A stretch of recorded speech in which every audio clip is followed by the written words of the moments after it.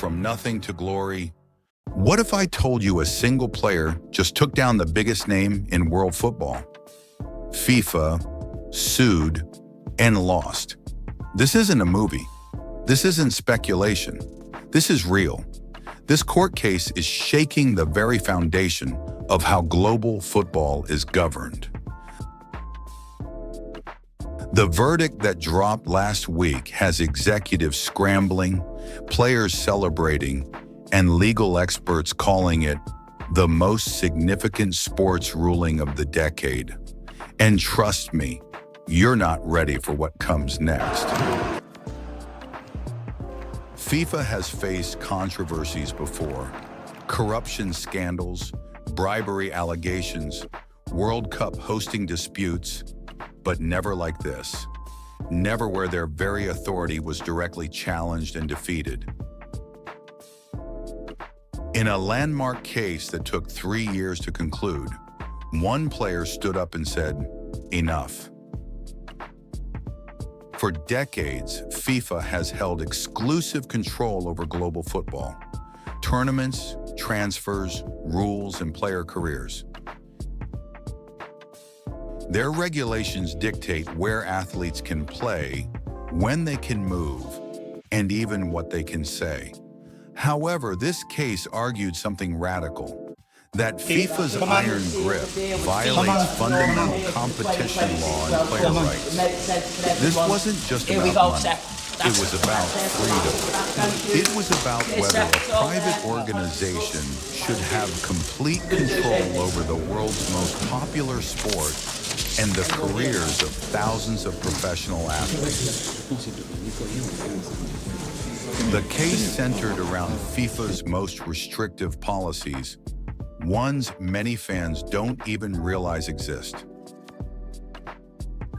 A professional player, backed by a coalition of stakeholders, including other athletes, minor league teams, and sports rights advocates, sued FIFA over 3 specific regulations. First, the international match calendar dictates when official games can be played and blocks players from participating in unsanctioned events, essentially giving FIFA a monopoly on the football schedule. Second, the transfer regulations restrict when and how players can move between clubs, often leaving them tied to contracts with limited mobility. Third, there is the competition approval system, which requires FIFA's permission for any new tournaments or leagues, effectively killing competition before it starts. The plaintiff claimed these rules created a monopolistic system that enriched FIFA while restricting players' earning potential and career freedom.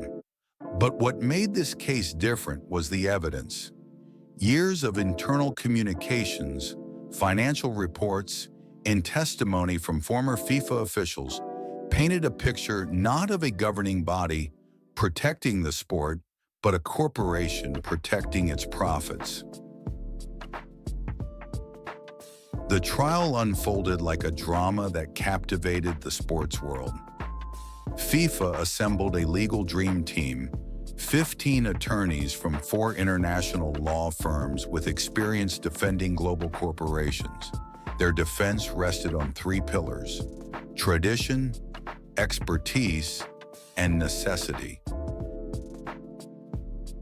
FIFA argued that their 117-year history gave them the right to govern football. Their lawyers claim these rules protect the sport's integrity, prevent scheduling chaos, and ensure equal competition.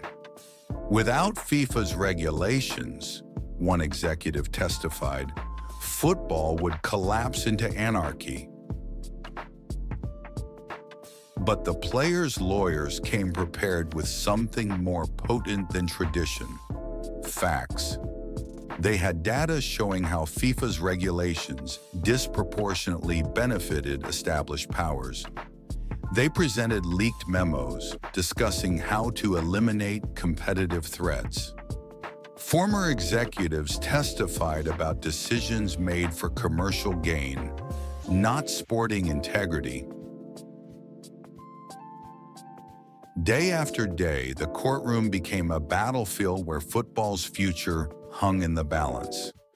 The judge, initially skeptical of challenging such an established institution, began asking increasingly pointed questions about FIFA's justifications. As the case dragged on, the tension grew beyond the courtroom.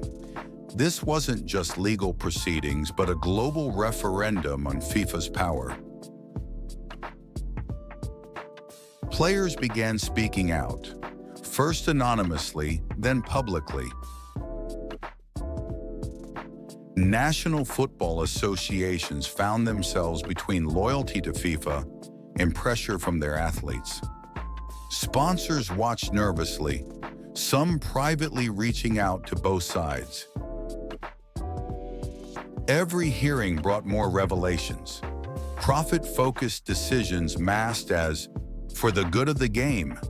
Closed-door deals with broadcasters to block competing events. Internal dissent from FIFA officials who questioned the organization's direction. Social media exploded with debate. Fan forums became battlegrounds between traditionalists defending FIFA's authority and reformers demanding change. Sports economists published analyses showing how the current system artificially restricts growth and innovation in football. What began as one player's fight had become a movement, and as closing arguments approached, both sides knew the verdict would reshape football forever. And after 34 months of legal battles, it happened. The judge ruled in favor of the player on all major counts. The 128-page ruling was devastating to FIFA's position. The court found that FIFA's international match calendar served. The 128-page ruling was devastating to FIFA's position. The court found that FIFA's international match calendar serves primarily to prevent competition, not to organize it effectively. The transfer regulations were declared overly restrictive of player freedom and economic rights. The competition approval system was labeled an anti-competitive measure designed specifically to prevent market entry. The judge wrote, "While FIFA's historic role in football is acknowledged, no organization is above legal principles of fair competition. The evidence shows a pattern of decisions made to protect commercial interests rather than the sport itself." It was a stunning defeat for an organization unaccustomed to losing. The court ordered immediate changes to all three challenge regulations and set up an independent oversight committee to ensure compliance. For the first time in over a century, FIFA's absolute control over global football had been legally broken. In the hours after the verdict, shockwaves rippled through global football. FIFA's headquarters in Zurich became crisis central. Executive committee members were summoned for emergency sessions. PR teams worked through the night drafting responses. National federations, long loyal to FIFA, suddenly faced a dilemma: stand with the organization or embrace the change coming to the sport. Some immediately declared support for reforms. Others waited, watching which way the wind would blow. Sponsors made frantic calls concerned about being associated with an organization just found to be operating illegally. Two major brands paused renewal negotiations within 24 hours of the verdict. Players, especially those who had secretly supported the case, celebrated privately. Several began immediately discussing possible opportunities under reform regulations with their agents. The player who brought the case, their identity remains protected by court order due to fear of retaliation, but their impact, permanent. Within 48 hours, rival tournament organizers announced plans for events that would have been impossible under the old rules. A new league concept, previously blocked by FIFA, revealed they were already in talks with broadcasters. This case wasn't just about legal technicalities or one player's victory. It's about fundamentally changing the sport you watch and love. First, the ruling opens the way for new competitions and leagues that FIFA previously blocked. This means more football, more innovation, and potentially new formats that better serve fans and players alike. Second, transfer regulations will be liberalized, giving players greater freedom to change clubs when they wish.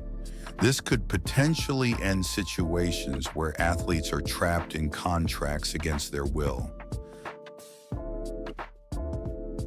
Third, the match calendar will open up, allowing for more flexibility in scheduling and potentially reducing the physical burden on players who currently face punishing schedules.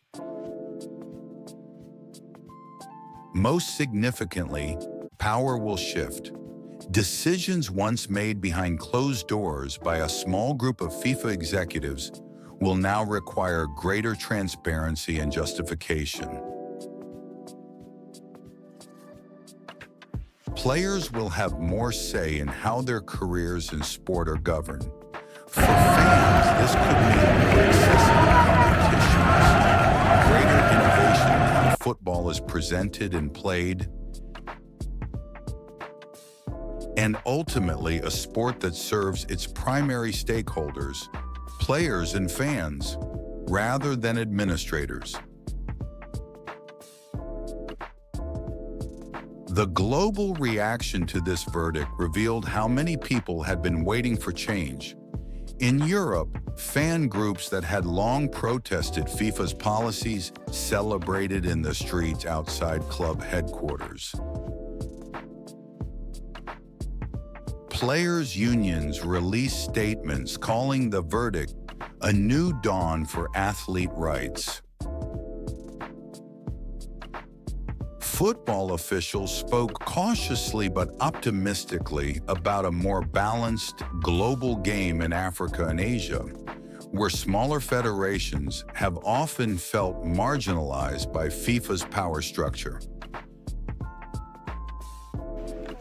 Some of the sport's legends broke their silence on FIFA.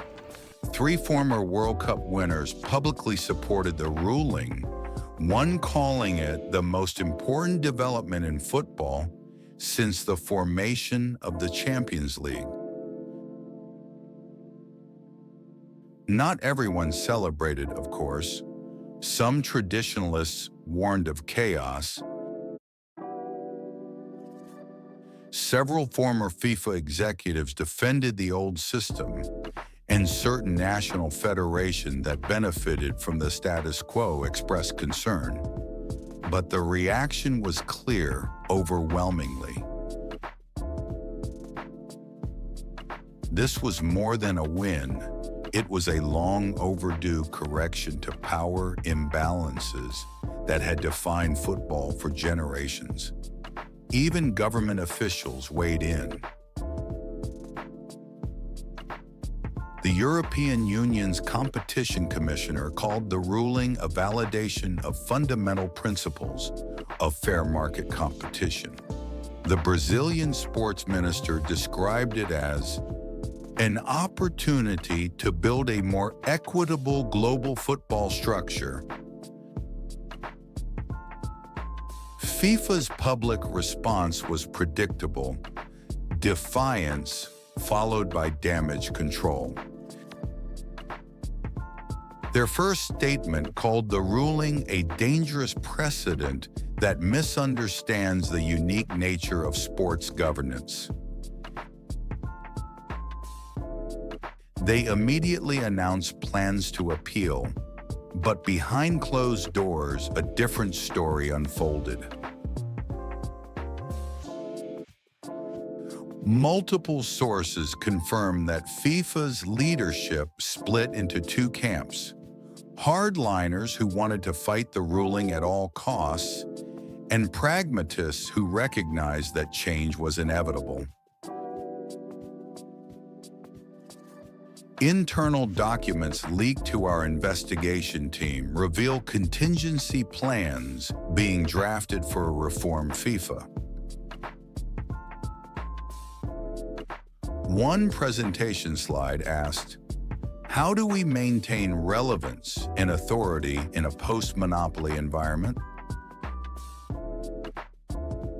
Legal experts give the appeal little chance of success.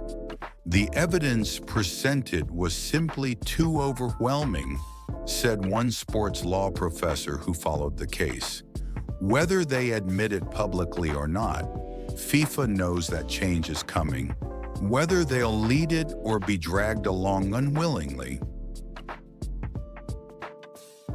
Most telling was a private comment from a senior FIFA official to their staff, recorded and later leaked. Perhaps this is the wake-up call we needed. We've grown too comfortable with power and forgotten who we ultimately serve. I've reported on FIFA for 15 years. I've covered corruption scandals, bribery investigations, and executive arrests. I've seen silence in the face of evidence, power plays against critics, and reforms promised but never delivered. But this feels different. This isn't just another scandal that will fade with the next World Cup. This strikes at the very foundation of FIFA's power. For the first time, the system didn't just bend, it broke. A player fought the ultimate authority in football for the first time and won.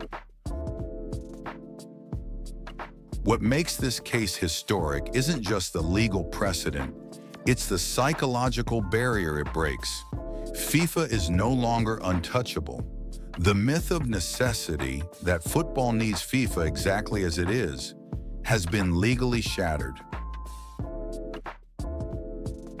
I've spoken with insiders at every level of the sport in the past week. The consensus is clear. There's no going back. Whatever emerges from this ruling, whether FIFA reforms or is eventually replaced, football's governance will never be the same. What happens now? The court has appointed an independent oversight committee to ensure FIFA implements the required changes within 6 months. Legal challenges will continue. Power struggles will play out both publicly and privately. We may see new competitions emerge that were previously impossible. Players may gain unprecedented freedom in their career choices. The football calendar could be reimagined to serve athlete health and fan experience. There will be resistance. There will be attempts to maintain the status quo. Some will predict doom for a sport that has always been remarkably resilient.